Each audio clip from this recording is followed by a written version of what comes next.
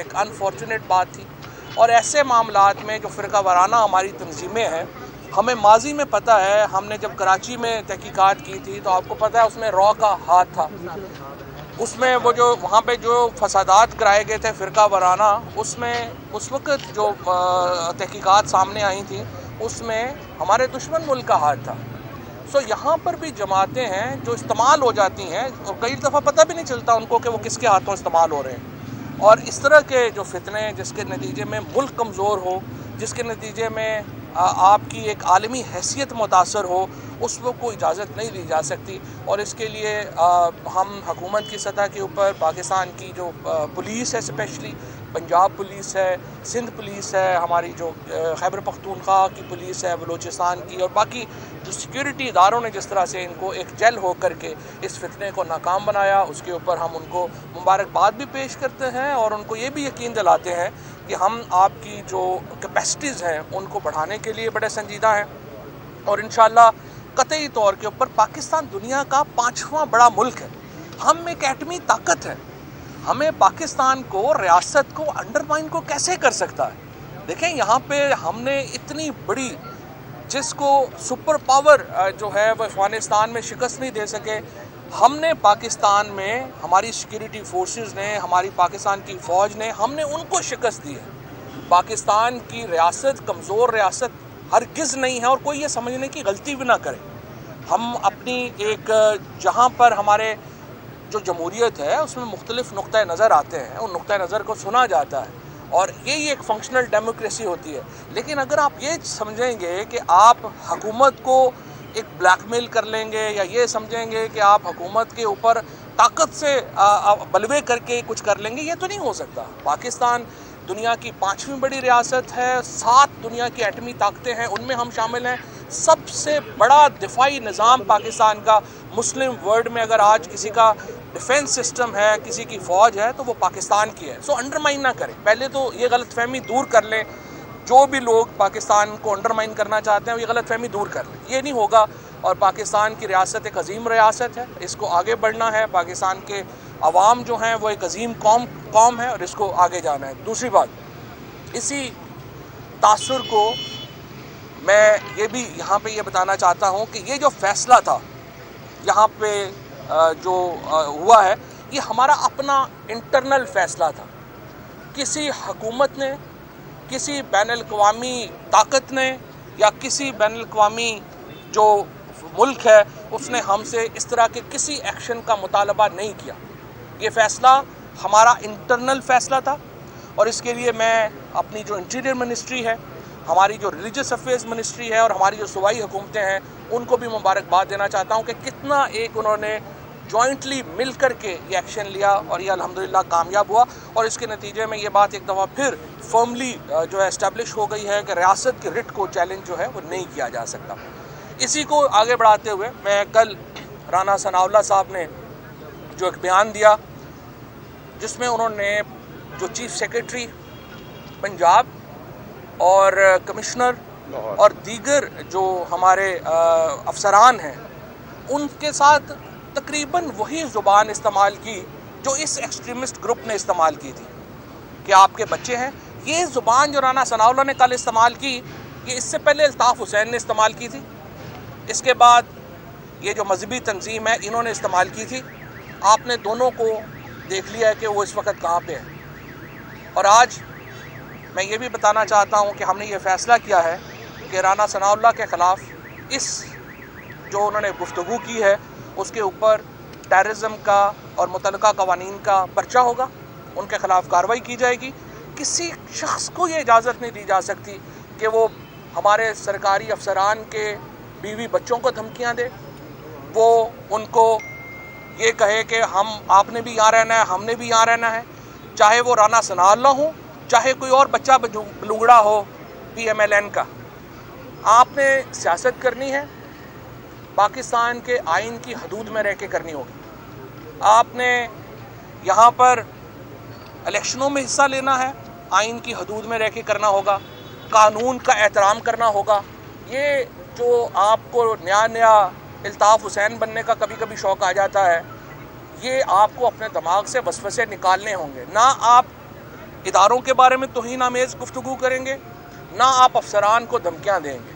अगर आप अफसरान को धमकियाँ देंगे, अगर आप पाकिस्तान की हुर्मत के ऊपर जो है वो आंच लाने की कोशिश करेंगे, अगर आप इदारों को इस तरह से ब्लैकमेल करने की कोशिश करेंगे, आपको कार्रवाई का सामना जो है वो करना पड़ेगा। सो राना सनाउल्लाह के ख़िलाफ़ अहकामात दिए जा रहे हैं कि उनको जो है वो इस लैंग्वेज के ऊपर जो है वो केस में बुक किया जाए।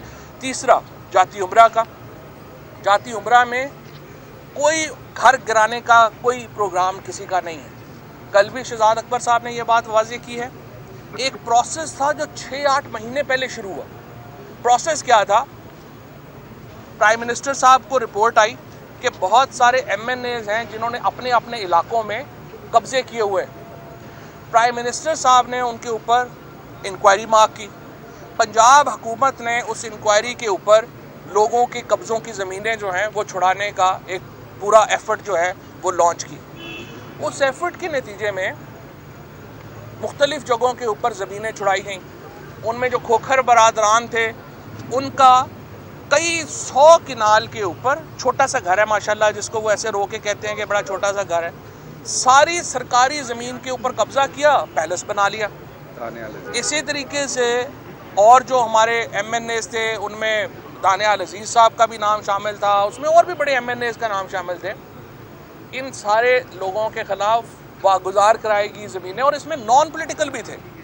खुद हमारे पास जेलम में हमने सैकड़ों एकड़ जगह जो है खाली कराई, जिसके पीछे पुश्तपनाही सियासियों की थी लेकिन वो किसी और के कब्ज़े में थे, और भी जगहों के ऊपर, और तकरीबन जो है वो अरबा रुपए की ज़मीन कराई गई। अब इसी में पता चला जाती उम्रा के अंदर उन्होंने क्या किया था कि सरकारी ज़मीन एक बूढ़ी औरत के नाम मुंतकिल की गई।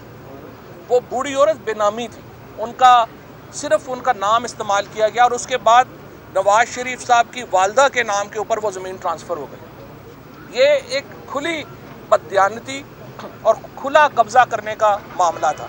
इसके ऊपर पूरी कार्रवाई हुई, नोटिस हुए, रेवेन्यू अथॉरिटीज़ ने जो है वो डिक्लेयर किया कि ये ज़मीन, सरकारी ज़मीन जो है ये गलत तौर के ऊपर दी गई, उसके ऊपर कार्रवाई होनी है। PMLN के पास हक है, वो जाके रेवेन्यू अथॉरिटीज़ के फैसलों को चैलेंज कर रही है। उन्होंने चैलेंज किया है सिविल कोर्ट में। पूरा लीगल प्रोसेस फॉलो किया जाएगा, लेकिन ये मुतालबा नहीं हो सकता कि अगर हमने सरकारी ज़मीन के ऊपर कब्ज़ा करके घर बना लिया तो अब उसे कोई ना कराए।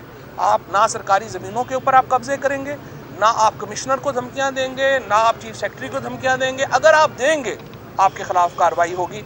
ये जो है वो पैगाम था। आज जंगील तरीन है और उनके MNAs और MPA प्रेस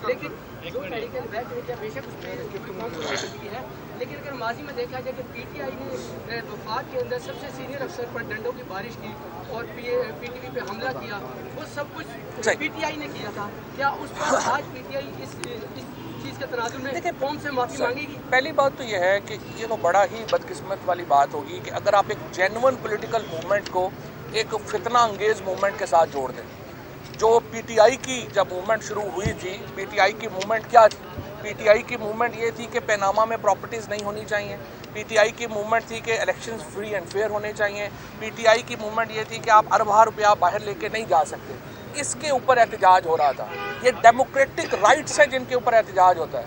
जब आप एक डेमोक्रेटिक राइट्स के लिए प्रोटेस्ट करते हैं, एक पॉलिटिकल प्रोटेस्ट करते हैं, उसकी नौयत मुख्तलिफ है उस प्रोटेस्ट से जो कि फितने के ऊपर मबनी हो।